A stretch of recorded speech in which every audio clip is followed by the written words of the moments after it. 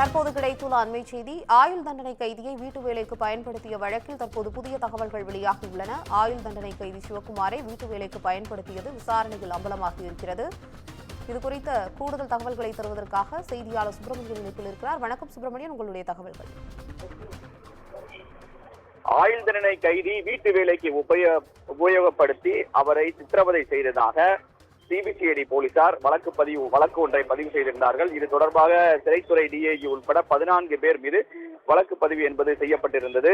சிறை வளாகத்தின் வெளியே சுத்தம் செய்ய மற்றும் அனுமதி உள்ள நிலையில் வீட்டை சுத்தம் செய்ய ஆயுள் தண்டனை கைதியை சித்திரவதை செய்ததாக வழக்கு பதிவு செய்யப்பட்டிருந்த நிலையில் இந்த வழக்கு தொடர்பான விசாரணை அறிக்கையை சிபிசிஐடி போலீசார் இன்று நீதிமன்றத்தில் தாக்கல் செய்ய இருக்கிறார்கள். குறிப்பாக நேரடியாக சிபிசிஐடி போலீசார் வேலூர் சிறை மற்றும் சேலம் மத்திய சிறைகளுக்குள் சென்று விசாரணை என்பது நடத்தினார்கள். இந்த விசாரணையில் பல்வேறு கட்ட அதிர்ச்சி தகவல்கள் வெளியாகி இருக்கிறது. கடந்த 2015ஆம் ஆண்டிலிருந்து ஆயுள் தண்டனை பெற்று வரும் சிவக்குமார் பரோலில் வெளியே வந்த போதுதான் ஸ்டோர் ரூமில் இருந்த டிவி மற்றும் 4.25 லட்சம் பணம், சில வெள்ளி பொருட்கள் வீட்டிலிருந்து திருடி கிருஷ்ணகிரியில் உள்ள அவரது பாட்டி வீட்டில் வைத்திருந்ததும் விசாரணையில் தெரிய வந்து அதனை பறிமுதல் செய்ய சிறைத்துறையினர் அப்போது பறிமுதல் செய்திருந்தார்கள்.